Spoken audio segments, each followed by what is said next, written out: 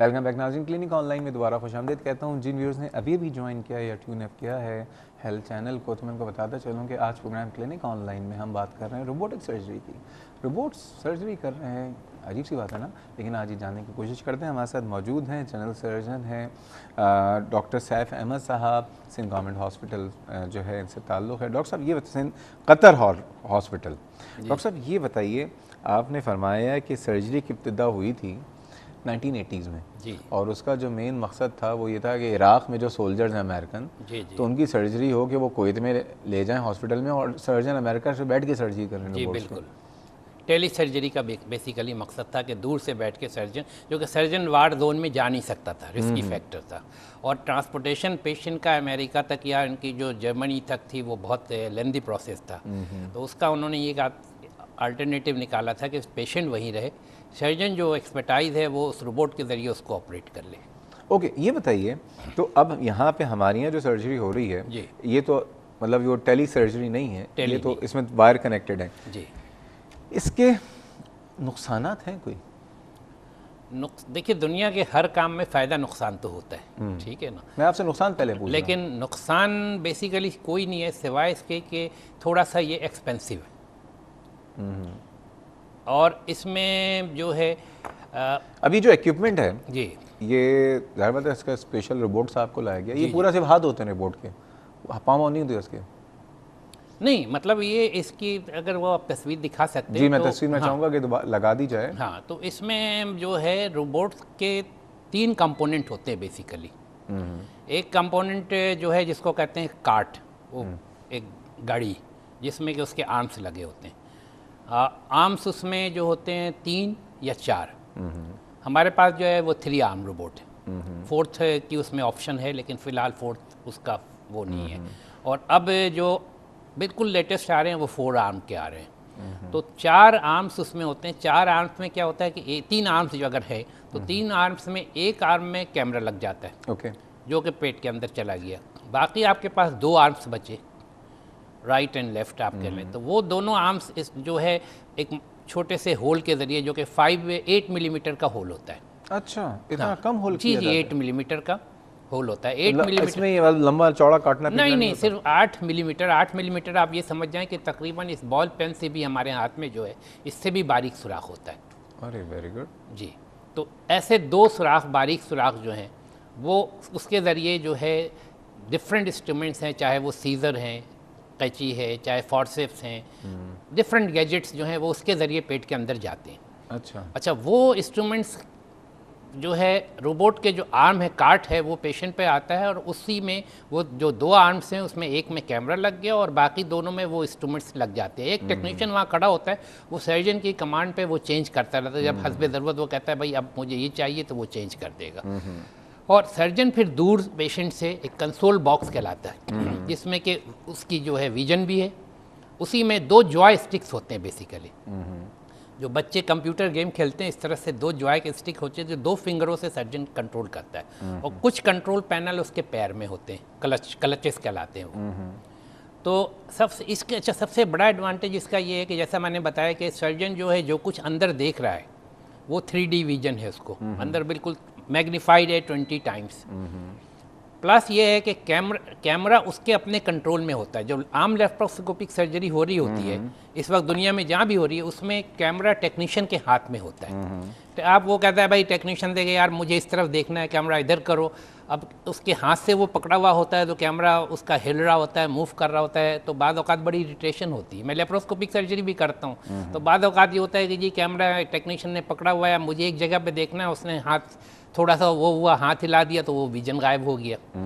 यहाँ पर कैमरा आपके अपने कंट्रोल में होता है। ओके, आपके पास वो पैर में जो क्लचेज हैं उसके ज़रिए आप कैमरे को आगे पीछे zoom what ever you like you can do, you can move. तो बहुत बड़ा एडवांटेज ये होता है कि कैमरा आपके कंट्रोल में है। प्रिसाइज मतलब टेक्नीशियन का उसमें और कोई काम नहीं होता, वो अलग खड़ा होता है पेशेंट से। सिर्फ उस वक्त वो होता है कि जी ये चीज़ चेंज करनी है, otherwise everything is done by the surgeon himself. और वो सर्जन खुद सब कुछ करता है। ठीक है। और बड़ी प्रिसाइज फाइन मूवमेंट्स हर चीज़ें होती हैं इसमें, कंट्रोल बिल्कुल। डॉक्टर साहब ये बताइए कि एक तो पहली बात मैं तमाम लोगों से कहूँगा कि इस वक्त हम बराह रास्त जा रहे हैं, आप कॉल कर सकते हैं और आप अपना कोई सवाल है रोबोटिक सर्जरी के हवाले से वो भी कर सकते हैं, और सर्जरी से रिलेटेड भी अगर कोई टॉपिक है, क्योंकि डॉक्टर साहब हमारे साथ मौजूद हैं जो कि बहुत अच्छे सर्जन भी। डॉक्टर साहब ये बताइए, ये सारी चीज़ें जो होती हैं इसके लिए लाइट की बहुत ज़रूरत है। जी बिल्कुल। अब हमारे मुल्क के हालात आपको पता है, 1 घंटा है 1 घंटा नहीं है, ठीक है ना। अब इसके लिए तो ज़रूरी है कि अगर खुदा ना खास्ता पावर फेलियर हुआ, लोड शेडिंग हुई, तो कैमरे भी बंद, रोबोट साहब की एनर्जी भी ख़त्म, उस वक्त क्या करेंगे? नहीं, उन्होंने इसके साथ जो है कंपनी ने बैकअप दिया हुआ है, जो अनइंटरप्टेड पावर सप्लाई का सिस्टम है। तो लाइट आए या ना जाए तकरीबन 2 आवर्स का वो बैकअप है। तो 2 आवर्स का बैकअप जो है तो वो उससे लाइट आने जाने से उसके अलावा हमारे पास माशाल्लाह 365 केवी का जनरेटर है। ओके, यानी मैं तो इसलिए पूछ रहा हूँ ना, हमें अपने मुल्क के हालात भी तो देखने हैं ना। वो तो अमेरिका से बैठ के कुवैत में सर्जरी कर लेंगे, वहाँ प्रॉब्लम नहीं होगी, हमारी हमारा ये है कि हमारा अपना जनरेटर जो है, मतलब हमारी कतर अस्पताल 2 बिल्डिंग पर है, एक न्यू कैंपस एक ओल्ड कैंपस। तो हमारे दोनों कैंपस में 365 केवी के ईच जनरेटर लगे हुए हैं जो कि ऑटोमेटिक स्टार्ट है। चलें, दैट्स वेरी गुड। 10 सेकंड्स के 30 सेकंड्स के अंदर लाइट आ जाती है। ये तो अच्छी बात है। डॉक्टर साहब ये बताइए, सर्जरी बहुत तरह की होती है। जी जी। ऑर्थोपेडिक सर्जरी भी है, जनरल सर्जरी भी है, इसके अलावा कार्डिक सर्जरी भी है, कार्डियोथोरेसिक सर्जरी भी है, रीनल सर्जरीज, यूरोलॉजिकल सर्जरीज भी हैं। कौन कौन सी सर्जरीज़ के लिए रोबोटिक सर्जरी हेल्पफुल है? देखिए, इस वक्त तो दुनिया में तकरीबन हर तरह की सर्जरी इस पे हो रही है। मिसाल के तौर पे न्यूरो सर्जरी भी हो रही है, cardiac surgery, apart from general surgery तो हर जगह हो रही है, लेकिन कार्डियक सर्जरी भी होती है। उसी 3 होल से, सीने में 3 होल करके कर रहे हैं, ठीक है। कैबेज जो कर रहे हैं वो जस्ट 3 होल से कर रहे हैं। न्यूरो सर्जरी भी कर रहे हैं, ENT की सर्जरी भी हो रही है। Neurosurgery? जी, न्यूरो सर्जरी भी हो रही है दिमाग के अंदर? जी जी बिल्कुल। अभी बल्कि बड़े उसकी बात है कि जब जिस दिन हमारे अस्पताल में इनाग्रेशन हो रहा था, तो हमारी एक अजीज़ा हिंदुस्तान से आई हुई थी, और इत्तेफाक से हिंदुस्तान के एक रिमोट एरिया में वो रहती थी। तो उनके हस्बैंड की वहाँ पे ऑल इंडिया इंस्टीट्यूट में न्यूरो सर्जरी हुई थी। तो उन्होंने कहा कि वो तो मैं देख चुकी हूँ, खुद मेरे हस्बैंड की सर्जरी हो रही थी, मैं टीवी पर वहाँ देख रही थी, उस पर।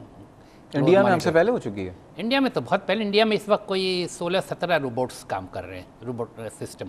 ओके, जी जी, रोबोट्स वहाँ पे काम कर रहे हैं? जी बिल्कुल, इंडिया में काम कर रहे हैं। और हमारे यहाँ पहुँचा है? हमारे यहाँ अब पहुँचा है पहला। ओके, तो डॉक्टर साहब ये इसमें प्रिसाइज कितना है, मज़ीद बात करेंगे। हमारे साथ एक कॉलर हैं, फ़हद साहब। अस्सलाम वालेकुम फ़हद साहब।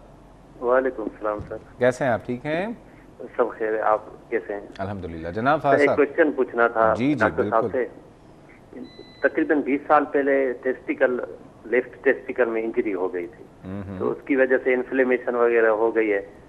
तो उसकी ऑपरेशन वगैरह के हवाले से डॉक्टर साहब कहाँ मिलेंगे, या क्लिनिक वगैरह का अगर अच्छा। कोई एड्रेस वगैरह जहाँ पे डॉक्टर साहब होते हैं? अच्छा, आप एक काम करें डॉक्टर साहब, कुछ पूछना चाहेंगे इनसे, ये इंजरी जो इनकी हुई है इसके हवाले से? बेसिकली ये है कि अब बगैर देखे तो बताना मुश्किल है कि इस वक्त उसकी क्या नौयत है, और इंजरी के बाद इनके प्रॉब्लम्स क्या हैं ये भी हमें नहीं पता। डॉक्टर साहब से मुलाकात करनी है? नहीं, आप ये क्लिनिक वगैरह एड्रेस वगैरह आपके पास ही आई या किसी यूरोलॉजिस्ट के पास जाएं? What do you think? Testicular तो जनरल सर्जन देखते हैं, ठीक है, तो वो हमें देख सकते हैं। आप एक काम ही कीजिए कि आप अपना नंबर जो है वो ड्रॉप कर दीजिए, हम प्रोग्राम के बाद जो है आपका डॉक्टर साहब से लाइजॉन करा देंगे। वैसे डॉक्टर साहब जो हैं ये Sindh government hospital, Qatar hospital में है, वहाँ पे जनरल सर्जन है, ठीक है। लेकिन आप अपना नंबर छोड़ दीजिए ताकि इनका पर्सनल हम आपको दे देंगे, अभी तो नहीं दे देंगे, ठीक है। बहुत शुक्रिया फ़ाज़ साहब। नाज़रीन, बात हो रही है रोबोटिक सर्जरी के हवाले से और मज़ीद बातें करेंगे, लेकिन वक्त एक छोटे से ब्रेक का हमारे साथ रहिए।